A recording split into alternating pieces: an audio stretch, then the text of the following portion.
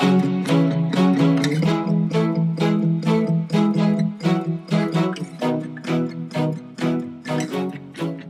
everybody to this podcast from the 10X Academy.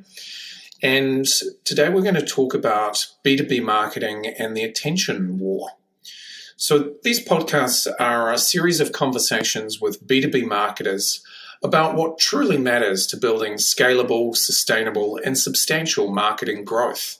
I'm Sam Williams, and today I'm joined by Paul Barlow. How are you doing? I'm great, Sam. How are you going? Good. So, Paul, tell us a little bit about yourself and your background. Sure. So I've bounced around an awful lot over the last few years, working in different sorts of marketing, specifically around sort of B2C, B2B. There's a little bit of newspaper and journalism buried in the background there. So the odd little bit of film and TV production and online content creation and storytelling that way. So it's a little bit of everything. And I hear that you've been somewhat successful in a micro niche on TikTok recently. Yeah, I really wanted to prove that to grow something like TikTok, which feels like a relatively new platform for people, the way to do that was, the way to do that was through micro niche and to find a really specific area to talk about. And you could do really broad or you could copy other people. But I figured we have a local body election coming up here, and this is the first local body election that we've seen where we've got currents of people wanting to change democracy and change how it works and subvert the processes, the low voter turnout. So I've been using that as a guide for creating content around just terrible local body candidates people should avoid.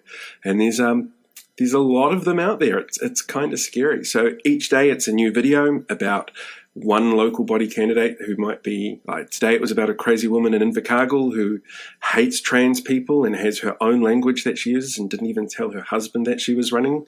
There's all sorts. It's even things like the guy in tomorrow's videos from Gore, and he is a reggae musician in a country music town, and all his music is just about how amazing the protest was in Wellington and how right Brian Tamaki is, and it's an interesting sort of outlook to build. But I think after the election, I get a break and nobody will care who I am anymore. It's great fun. And just for those listeners that might not know about the protest in the country that we're coming from, maybe you want to explain who Brian Tamaki is and Yeah, give people a little context. So in February this year, there was a big protest outside our Parliament buildings. About 3,500 freedom protesters got up and stood alongside organisations like white supremacist groups, neo-Nazis, all to protest about safety mandates that were in place around the COVID lockdown. Brian Tamaki is He's a bit of a sect leader. People call him a cult leader, but a cult has a made-up god. He uses an existing god to try and grift people for money. He's very much built on that sort of American megachurch model, and he's very vocal about the government doing terrible things because it's very hard to grift people if they can't see you in person, which is one of the reasons why he got up and started protesting. There's a lot of those sort of figureheads, I think, popping up around the country and around the world in different countries. So it's interesting to see how it sort of mirrors everywhere. Yeah, and in case you hadn't worked it out from the accent, we're coming to you from New Zealand and in the New Zealand context. New Zealand? Indeed. So wanting to kind of dive into the subject around attention wars and what we've literally seen unfold over the last, I suppose, 5 years. You could probably track it to the rise of Donald Trump in the US and what happened there in terms of the US election. But essentially, the basic thesis, if you like, here is that people's attention spans, maybe they're shrinking. There's some evidence and some debate that people's attention spans are shrinking. Some would argue that it's all to do with the rise of social media. Many of us could argue it's just because we've become more busy and we're actually able to access information in a New York minute on the devices that we have access to. So I guess in terms of what we wanted to talk about here in the context of B2B, it doesn't matter whether we're talking to 20-somethings, digital natives, or digital immigrants, so those that are over 40. We're all in a battle to get cut through and attention in a meaningful way that connects our story as a marketer to their story and where they are on their journey in life. Yeah, absolutely. So I guess that was a long-winded way of wanting to discuss with you, Paul, as a content strategist, what have you seen change over the last 5-10 years around how you get and engage with an audience? I think there's a couple of factors that have sort of come into play recently that we sort of sit down and realize, okay, this is going to change how people ingest the media that they're dealing with and ingest the content that they're dealing with. The big one is obviously lockdowns around the world. People had more time then to be able to ingest slightly longer form content. So we saw a pickup on things like blog content, for example, or longer form video content on sites like YouTube. But that didn't diminish the amount of people that were still using things like tools like Reels on Instagram or picking up TikTok. And TikTok really boomed during those lockdowns because of that reason. I think we kind of train ourselves in how we ingest stories and ingest media. And we've got ourselves to a point now where we might feel like sitting down and reading a 500, 750 word blog entry or watching 25 minutes worth of TV, and then we can do something else and our attention focus changes.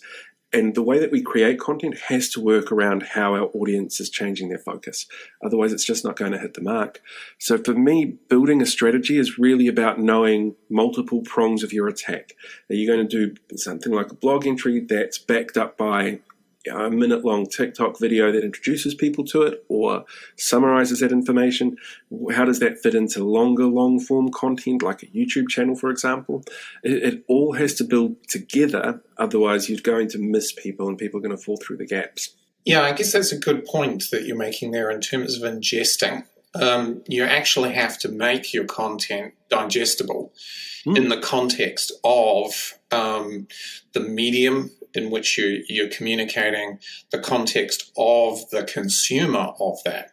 So, we have opportunities to connect with people in places and on parts of their journey that we haven't before. In other words, sitting on a train commuting is one way in which you can connect with people. People listening to podcasts, it used to be that we were confined to broadcast radio as a means of communicating with commuters. Likewise, what people are reading now is driven by the form factor that they're consuming that information on, which is a device that's maybe that big. Yeah, absolutely. The other thing to remember there, though, as well, is we can now choose what we listen to. Before, with broadcast radio, for example, you chose which station you listened to. You had a little bit of control in that. This might be the genre that you like, or this might be a talkback presenter that you enjoy listening to. But now you can choose whichever podcast you want on any topic that you want, because there's so many content creators out there working within those niches. There's no reason for you necessarily to go broad anymore. And if you're not aware of that when you're creating your content, you run the risk of losing people from paying attention to it. Yeah. So I guess that was kind of an introduction to this idea that people's attention spans are something that you need to take into consideration as a B2B marketer. I think the flip side of it too, though, is the business or your stakeholders and their expectations of what marketing is there to achieve. So, one of the challenges with marketing is that you have so many different channels that you can connect with your audience with these days. Likewise, the expectation in terms of results is quite often not connected to reality. Mm-hmm. And this is really the difference between instant results and a ready meal and slow marketing or slow cooking. I'm just curious about your thoughts around balancing those dual needs for results today versus results for tomorrow. It's a really tough balancing act sometimes. And again, there could be mitigating circumstances in it. I remember during the first lockdown, for example, everything's shut. And I was working in a B2C environment then. So suddenly you've got no customers. And if you've got no customers, company can't pay its bills. You've got this whole big crisis moment sort of happening. So trying to get an instant result was really, really important then. So that's when you had your big sales and loss leading sales and stuff like that in that environment. When it comes to business, it's a little bit different because obviously businesses are in the same situation your business is in if something like a lockdown happens. But generally speaking, there's no reason why you can't aim for something short term, give something short and informative or educational or something that grabs people's attention. That's part of a bigger strategy. So people keep coming back to get more and more out of it. It makes sense to me to have a bit of both so you can try and get there. But there will always be people who don't understand as well that an instant result doesn't necessarily mean you have 1 million people wanting to sign up to whatever product you're offering. It might be a slight increase in the number of people who are interacting with you on social media, for example. That's still an instant result. It's just not necessarily the instant result that the people in charge of the money want straight away. And you have to kind of temper some people's expectations when it comes to that. Yeah, this puts me in mind of when Facebook first emerged in the marketplace, and people were talking about the difference between how you engage on social media or online social media versus in person, and this idea that you don't walk up to somebody in real life and ask to go to bed with them in the first meeting, and that the same thing is true online in your interactions. You don't depending on what app you're using. Yes, I was going to say, I believe the phrase is DTF, and for those that don't know, they can look it up in the Urban Dictionary. I think that's probably the safest bet. Yeah. These principles also hold true in terms of forming a relationship with not only an audience, but a subset of an audience who actually have a propensity to buy, that you want to actually form a relationship over time, offer up value over time, so you actually become somebody that you can know, like, and trust in order to make a purchase. And I think that there is this tension in businesses, that there is this expectation of marketers that you can wave a wand and get to the DTF moment without doing the stuff that you need to do beforehand. Yeah, I think there's a lot of people out there who just, that's what they assume it means. If you're going to have a Facebook page, you're going to have sales in it. It just doesn't work that way. It never has. I think as we've evolved with social media, and social media has evolved with us as well, people get more used to the languages that you use and the way that you interact on each of them. But you still have to build that relationship. Otherwise, it's just going to crash and burn. And that brings us to the second thing that we wanted to talk about in a little bit more depth, is focusing on the right thing. And, in the attention wars, in the fight to get people's attention, you can actually often focus on the wrong thing in terms of building that relationship. There's a big difference between building a brand and selling a product. And this is something that I've found over the years is constantly being confused, the difference between brand building and product sales. Again, I'm interested from a content strategist point of view around your thoughts. So there. For me, for a content strategist perspective, I consider everything we do to be brand building, because what you're doing is you're building up that persona, what people interact, how they feel and think about what it is that you're offering, or what businesses that you're working with. And yeah, there might be sale items along the line, or like quick sort of pushes to move product or move business or sign people up. But it all comes down to building that trust. So every piece of strategy or every piece of content that you create has to have a strategy behind it as to why it goes out there. Why is this an important piece of content that helps build your brand, that helps build trust in what you're doing, that sort of gets people to understand what it is that you promise as a business and what your value is as a business to them. And that can be really tough sometimes if the people involved with the business don't know what that is. And I've seen that a few times where they're so close to it that they consider themselves part of the brand, which is never a safe thing to do. Unless you're one of very few people, it's a really dangerous thing to do with your business. And I think it really runs the risk as well if you're trying to pull that sort of conjoined feeling of this person as this brand, trying to pull that apart. If that's not done with a proper strategy, you're going to lose people left, right, and center. So everything has to be done with an eye on brand.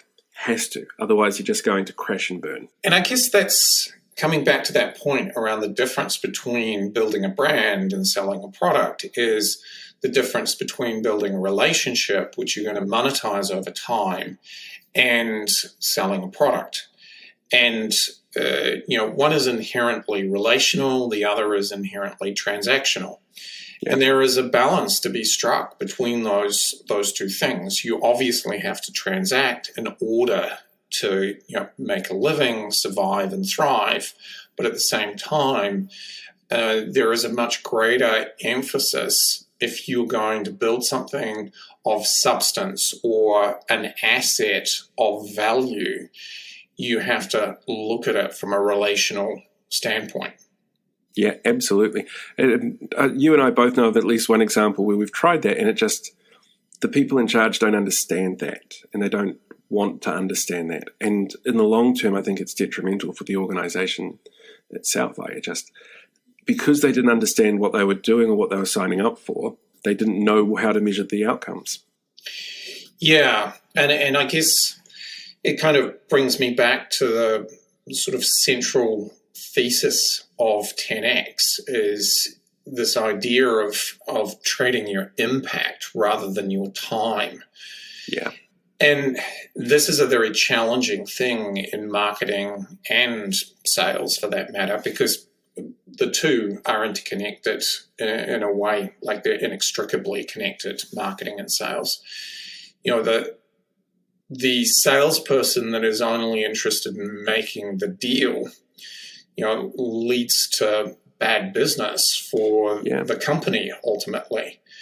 So, the importance of knowing what you stand for and who makes a good customer, and therefore ultimately a customer that's going to build your brand, is essential if you're going to create something of value in the digital realm.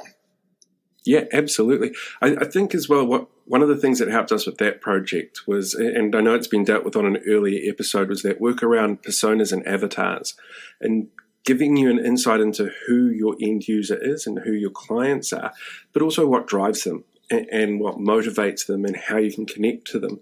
Because when you build a strategy around building your brand and building content, you need to know that, otherwise you're just pissing into the wind. You don't know exactly how you're aiming for things. You don't know exactly who it is that you're targeting. You just hope something lands. That kind of information, that kind of tool is really useful for building content. I guess that's also another concept in relation to attention wars. One of the things that you're often battling with internally is where people are putting their attention in the business, and are they putting their attention on the right thing that's going to make a difference? Focusing purely on getting the sale is putting your attention on what could potentially be a faulty outcome if it's the wrong sort of customer that you're bringing on board. Yeah, exactly. So just to kind of tie these threads together, about what's changing, what's changed, and these ideas around designing for digital natives, those people that grew up with, one of these devices in their hands, and the digital immigrants, the generation that we come from, where a newspaper was still something that got delivered in the morning. I think both you and I were newspaper delivery lads back in the day. Yep, absolutely. Got great calf muscles from it.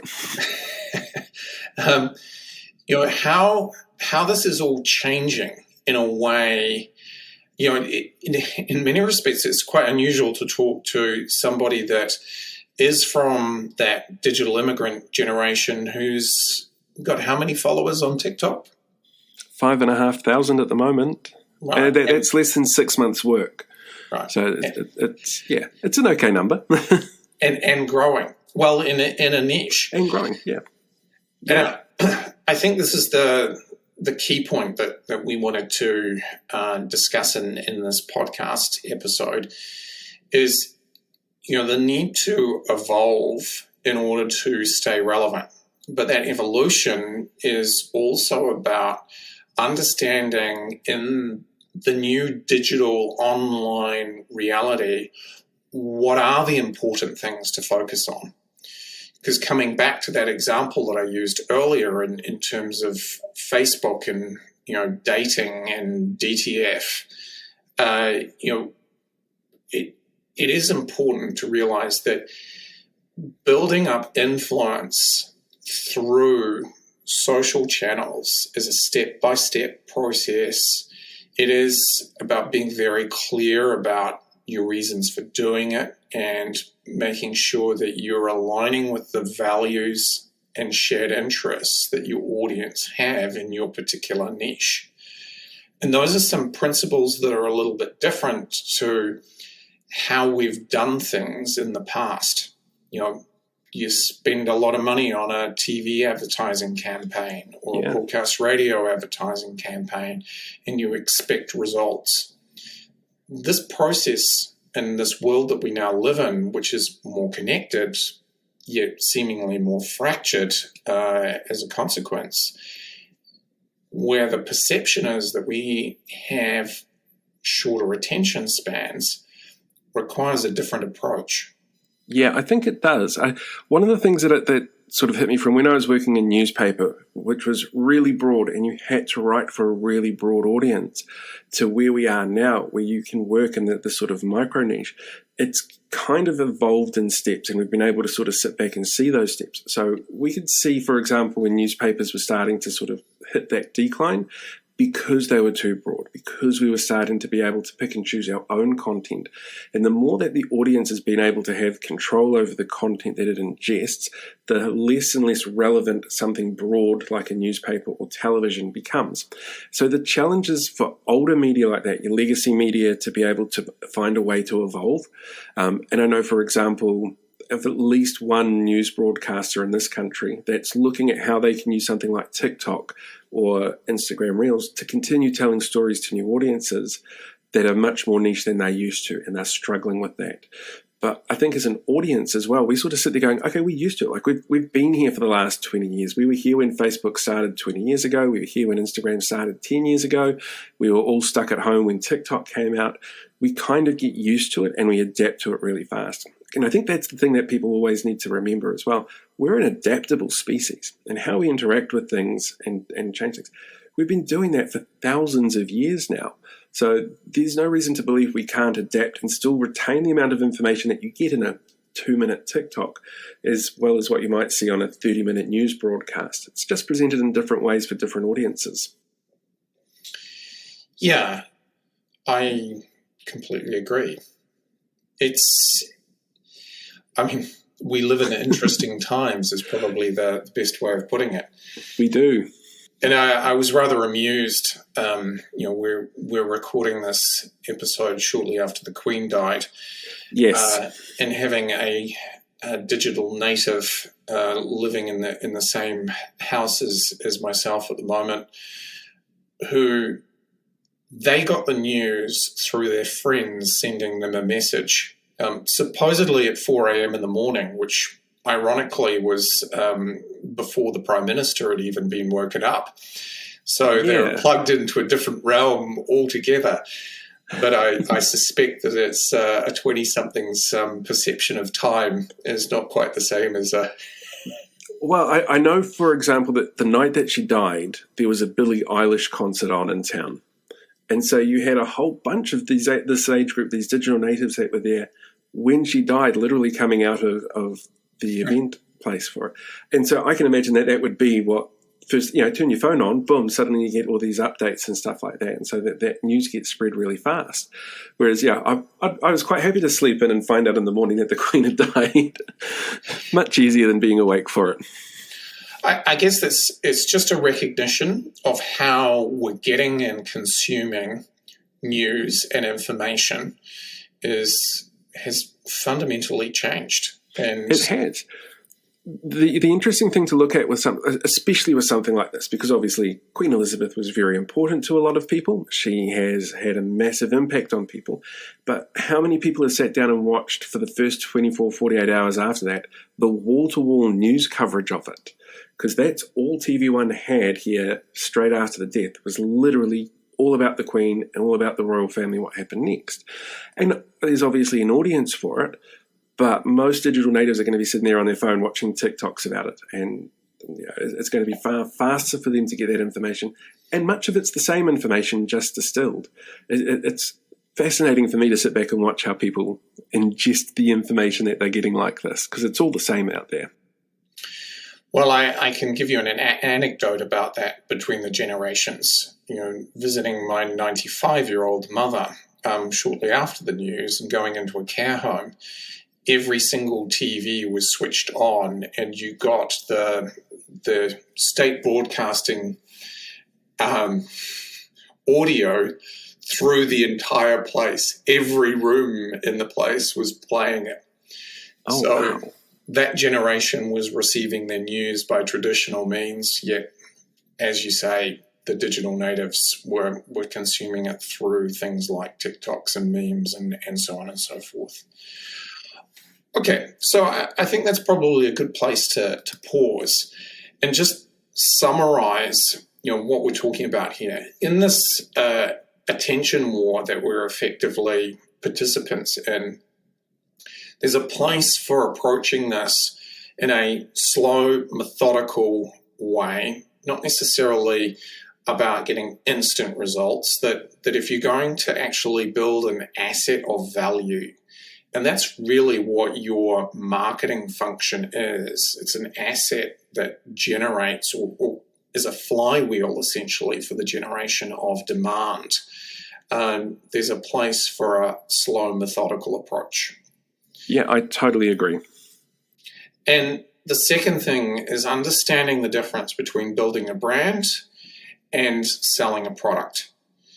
That, if you don't know that difference yourself, then that is something to dig into and understand better.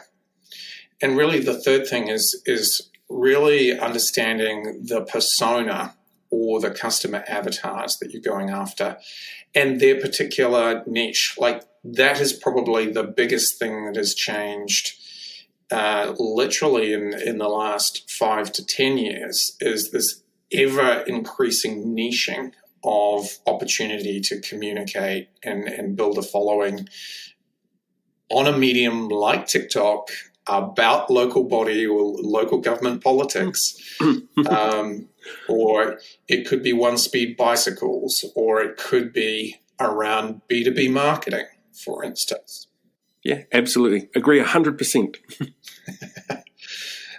So that's niching is the key. Yeah, niching is very much the key. And there's some great brands out there that do it really well. My favorite one is actually Karen's Diner. I don't know if you've come across Karen's Diner before. It's an Australian brand which is completely staffed by what you would call a Karen, or what the internet has deemed a Karen. Oh, nice. So it's the most rude wait staff you've ever come across. You ask for help, they'll tell you to go jump. Like it's a really niche sort of experience. And there's they market themselves really well as being just a terrible place that they don't want you to go and visit, which makes people want to go and visit. And then you have the organic side of the marketing with people coming in literally just to record their mum who doesn't know what the conceit of the venue is, to be bullied and made fun of by the staff when she treats it like an ordinary restaurant. And that kind of micro-niching for their brand works so well, but that would not work on television, and you would never get that in print, and you probably couldn't even really distill it into a sort of long-form 5 to 10 minute video. But for a 30-second TikTok or a meme, perfect marketing. Okay, well, thanks, Paul, and thanks to the listeners for tuning in. My pleasure. We'll see you next time.